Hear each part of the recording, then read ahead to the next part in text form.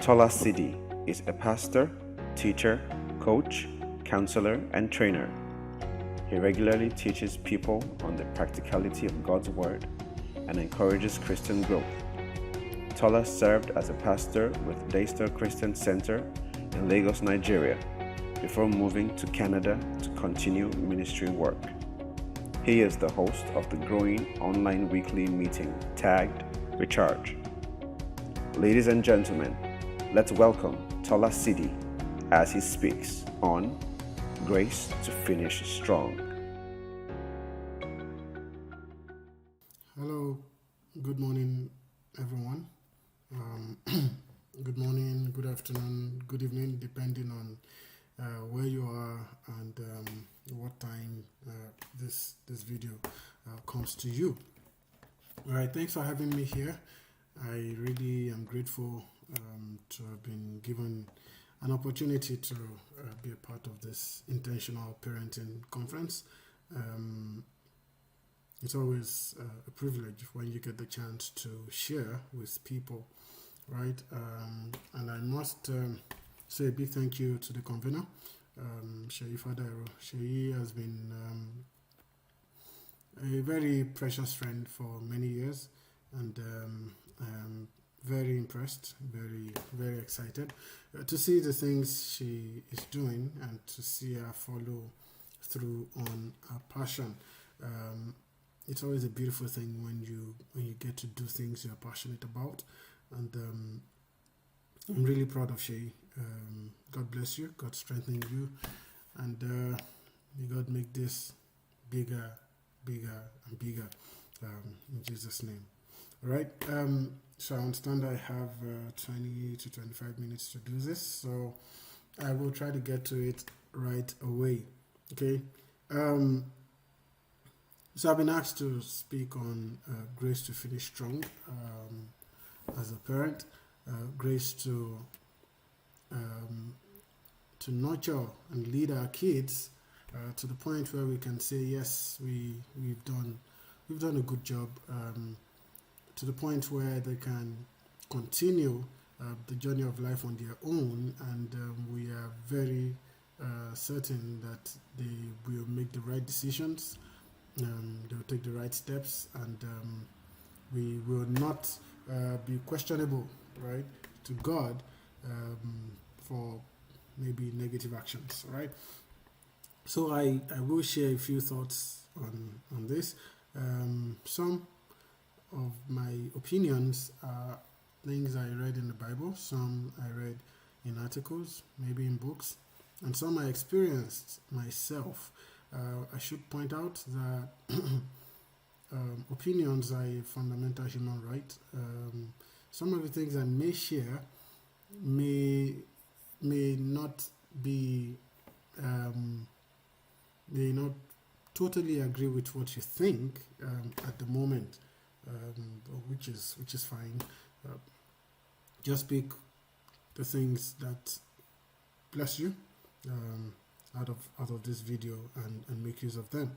Now, I should also say that if you are watching this video but you don't have kids yet, or you're probably not even married and all of that, then I think it's better for you than maybe for the rest of us. Like I always say, it's not when you get on the battlefield that you start looking for weapons. If you got the weapons earlier, then it's even better for you. So if you know about this before you get into that space, then congratulations to you. Okay, so thank you for having me, and we'll get to it right away. Okay. One verse I like in Genesis chapter 18, verse 19 says that God said he was not going to hide what he wanted to do from Abraham. He said because he knows that Abraham will be a great nation, and Abraham will teach his children after him to do those things, right? So in a sense, what we do with our children might actually influence what we get from God, right? So we also know, for those who are Christians and have read in the Bible, I won't open any scriptures here, but I may make inference to some of them. So you know the story of Eli, whose sons were not doing what they were supposed to do. God held Eli responsible, and he and his sons died on the same day, and all of that. But there's also the story of Samuel, who grew up in the temple and replaced Eli. So sometimes we don't pay attention to the fact that even Samuel's children were badly mannered, right? They were not following the examples of their father, and it had huge consequences, right? Very huge consequences, because at the end, or towards when Samuel was getting old, the Israelites went to him and said to him, "You know what? You're getting old. At some point you die, and your children are not following your footsteps. He says, therefore, give us a king. Give us a king. We don't want a priest or a prophet leading us anymore, because after you, we are not sure of who's going to lead us. Your kids are not following through on the things you show us and teach us, right?" So, what is the implication? Israel was following theocracy, the leadership of a man of God.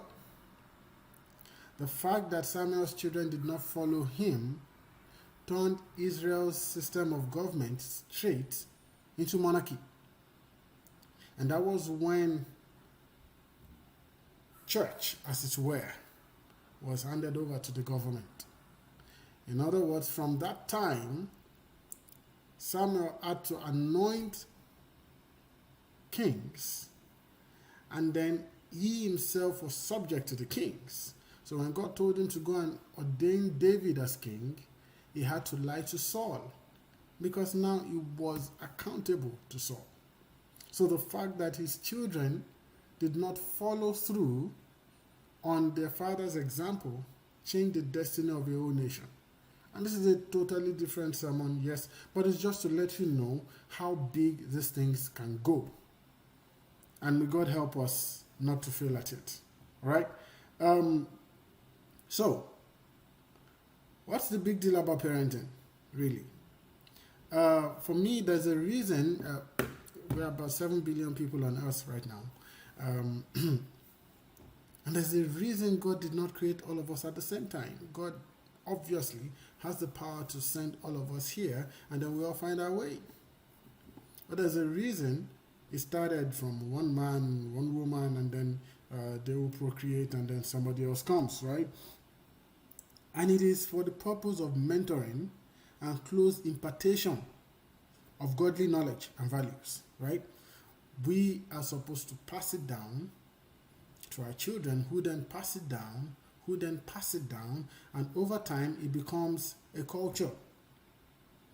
So I've done a few studies about people groups in different parts of the world, and you end up profiling, right? So you're going to say, oh, the Chinese behave this way, they see things this way, they respond to issues this way, the Americans do it this way, the Nigerians maybe do it this way. Why? Because over time they have developed a pattern, they have developed a uniform response to situations, right? They have developed the same ideologies. And this is what parenting starts. Over 5 generations, 6 generations, 7 generations, it then becomes the culture or the tradition of a people. So it doesn't just end with you. And this is why God sends us in batches, okay? Children are created by God, and they are handed over to us as a huge responsibility. The physical, spiritual, mental, and emotional development hangs heavily on what they receive from their first mentors, parents. Okay? And this is where we sometimes have significant issues. Okay? Children are blank sheets. In Latin, I believe that's tabula rasa. It's blank, empty space, right? Children are like that when they arrive. Psychologists claim that children have only two fears as newborns. Just two fears: the fear of noise and the fear of falling. Every other fear, they learnt. Every other fear, they learnt it. The fear of one tribe, the fear of one religion, the fear of a person, all of it, they learnt. But the ones they came with are the fear of noise and the fear of falling. They came with no bias. They came with no prejudice. They came with no racism. They are blank. Everything they then begin to exhibit years after, they learnt. And the first point where they learn stuff is us, parents. Okay? Our jobs, therefore, as parents, is to help our children to be the best version of themselves. Not to replicate us, but to be the best version of themselves. To help them find out what God has packaged in them and guide them to establish it. So in Psalm 127 verse 3, the Bible says that children are like arrows in the hand of a warrior. And one thing we know about arrows is that they are usually shorter targets, right? There is a target. So for every child that comes, there is a target. There is something for the child to do. Many times we miss this because sometimes what they are here to do or the problems they are here to solve don't exist yet. And somebody may need to pick this. Sometimes your child is interested in things you don't understand, things you have not seen yet. Your child has fancies that are strange to you, right? But here's what you need to understand. When there's a problem to come in 2040, for instance, that's 20 years from now, right? God cannot be sending the person that will solve that problem in 2040, because then the person will be a baby and will still need to grow. So what does he do? He sends the person in 2020. He sends the person in 2018, in 2015, 20, 25 years ahead, because he sees the future. The problem is we don't see the future. So we try to lock down the child into the past that we recognize or the present that we experience at the moment, right? And we will get to that in a bit of time. But we must understand that children are like arrows pointed at targets, and it is our responsibility to guide them to that target, right? So here are a few things I will say in the next few minutes, and then I'll call this a wrap.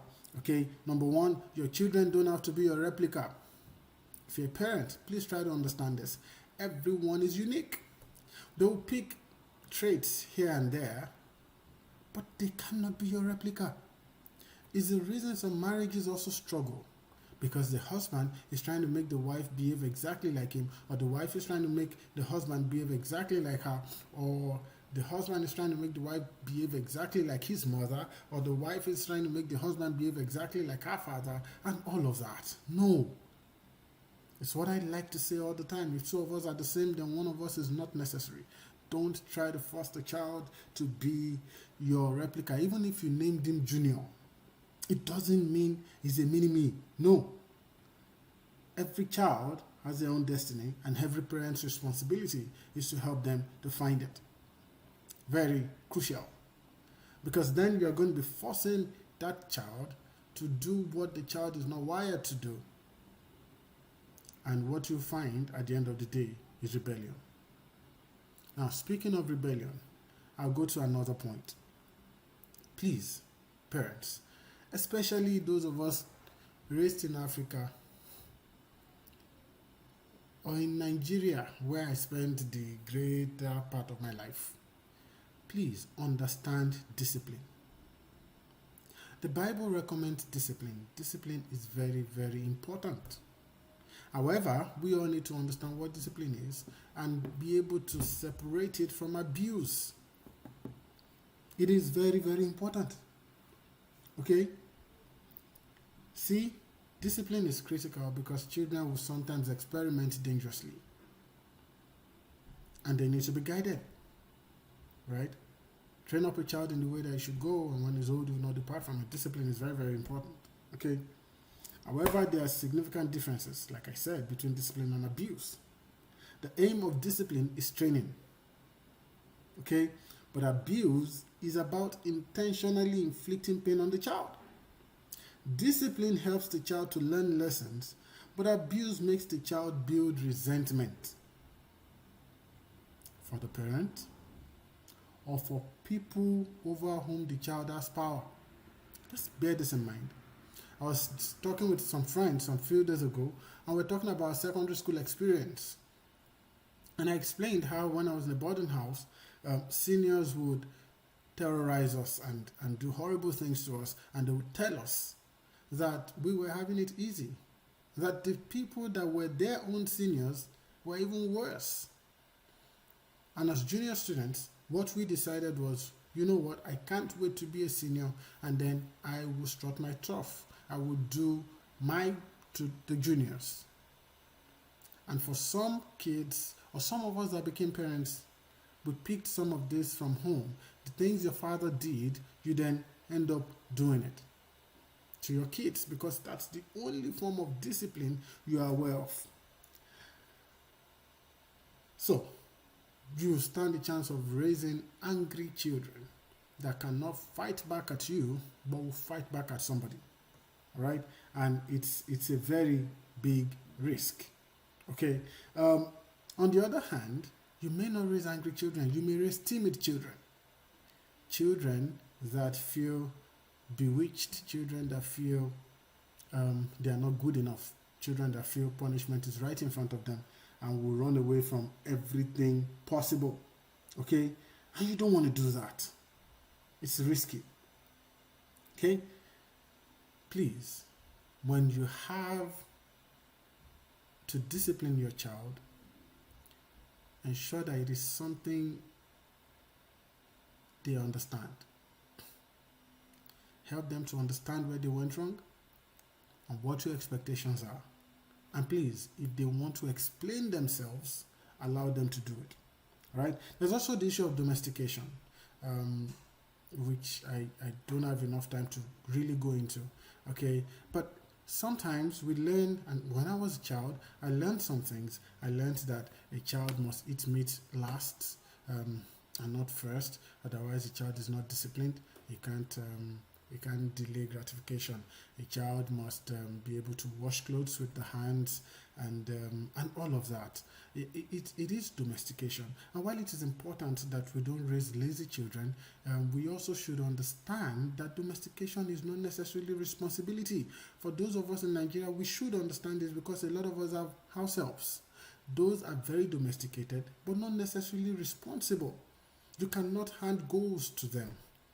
You cannot expect them to make far-reaching decisions. Although they can wash the plates, they can cook. And the big question is, which one are you more particular about?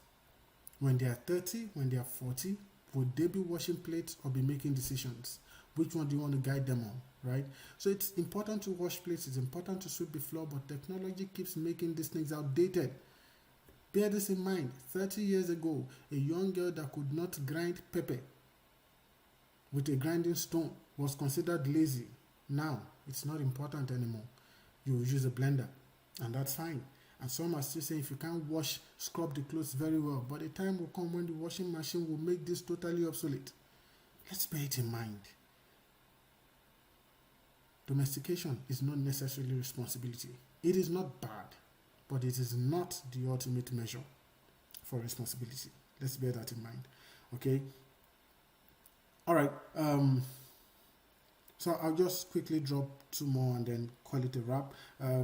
I also said, please be willing to learn from your children.